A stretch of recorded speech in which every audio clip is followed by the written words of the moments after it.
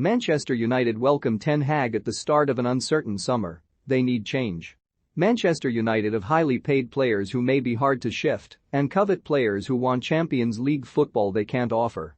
It was entirely appropriate that Manchester United put in another saggy and disinterested performance to mark the last day of the Premier League season, perfectly reflecting their previous 37. Crystal Palace's 1-0 win was no great surprise. This was an end-of-term performance from a team that surely already knows that it's going to be torn to pieces and rebuilt during the summer. The only mildly surprising aspects were that United somehow remained in sixth place in the Premier League and the level of the lethargy when some players really should have been fighting for the right to stay in the new manager's thoughts ahead of the summer break. Erik Ten Hag was at Selhurst Park on Sunday afternoon, and there was even a little time after the match for things to turn a little, well, Manchester United 2021-22, when Ralf Rangnick confirmed in the post-match interview that he still hadn't been introduced to his successor, even though they were both at the same ground. Considering that Rangnick has been steering this ship for more than half the season and will be staying at the club next season in a consultancy position, this was surprising, but Rangnick didn't seem that bothered either way. And the fundamental truth of Manchester United at this exact point in time in their history is that almost everything about the club requires improvement. Ten Hag was back flickering across our screens the day after the match when he took his first press conference in his new position. There was little controversial to be seen in this first English press exposure. Ten Hag didn't march out in front of the press holding a Pep Guardiola voodoo doll and proclaiming that we'll see who the real bald fraud is now then, shall we? More's the pity, some might add, and he didn't come in holding one of Harry Maguire's ears in one hand, with a slightly maniacal look on his face. He said more or less what you'd expect him to say. The Premier League is fantastic. He has no reservations about accepting the job. Cristiano Ronaldo is part of his plan, and that his role will be goals. On Harry Maguire, he said that Maguire has done a good job, he's a great player. He's achieved a lot in his contribution to Manchester United, so I'm looking forward to working with him. Thanks, Eric. But Ten Hag has his work cut out, and everybody knows it. Edinson Cavani left the club within 24 hours of the end of the season, and he won't be the last to leave this summer. But everything relating to Manchester United is complicated, and that includes moving players on. United have an expensively assembled squad which is earning Champions League money, but which is not a Champions League squad. The most obvious implication of this is that United are getting terrible value for money from their players, but the issue with this stretches beyond that. United's players aren't obliged to accept any offer that another club makes for them this summer, and if their wage demands are not met, they may not be going anywhere. And selling a misfiring squad is likely to lead to a write-down in the value of their squad on paper, and maintaining that value has become part of their way of doing business. Paul Pogba, who's also likely to leave on a free transfer, cost them £90 million as a transfer fee plus around £15 million a year in wages, plus bonuses. Manchester United won't get a penny for Pogba because he's at the end of his contract, but at least they'll get his wages off their bill.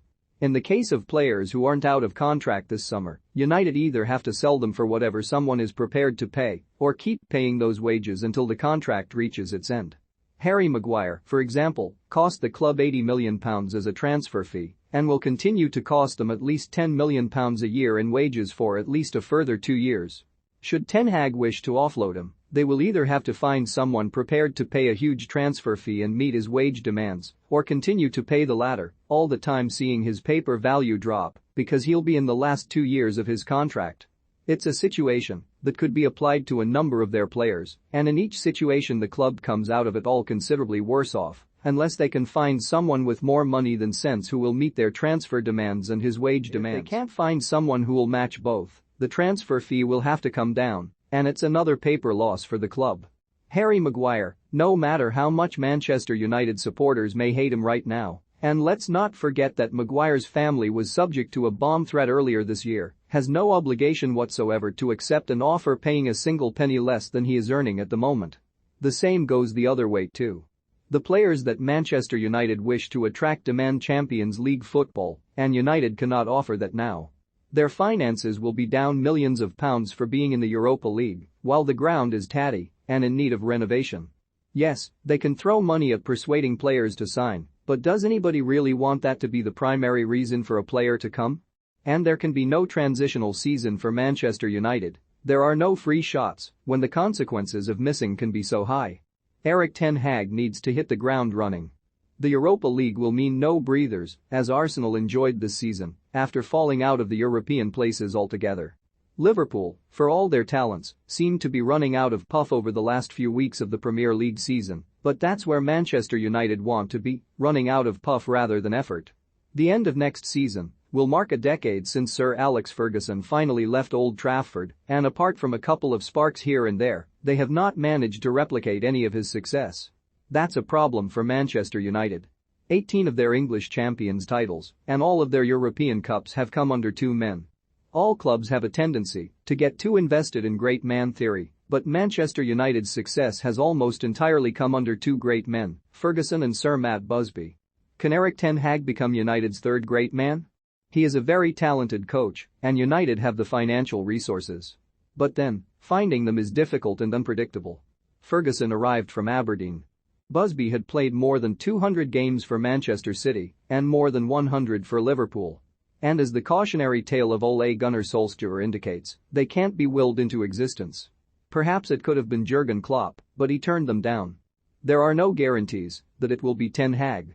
And regardless, it's probably not even possible to imagine a manager being afforded the luxury of patience that Manchester United managers were in the past.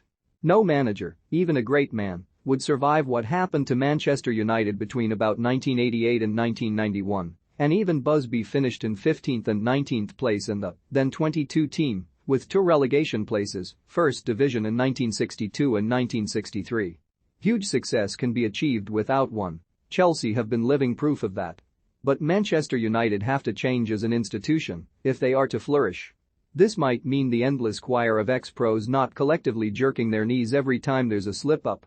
The club might have to put this hope for another great man to one side and completely reposition itself, developing the club around a more holistic idea of what a great sporting institution should look like. With Erik Ten Hag's arrival at Selhurst Park on the last day of the season, work can start today. Judging by what the team offered on their last game of a pretty dismal season, he has a lot of work to do.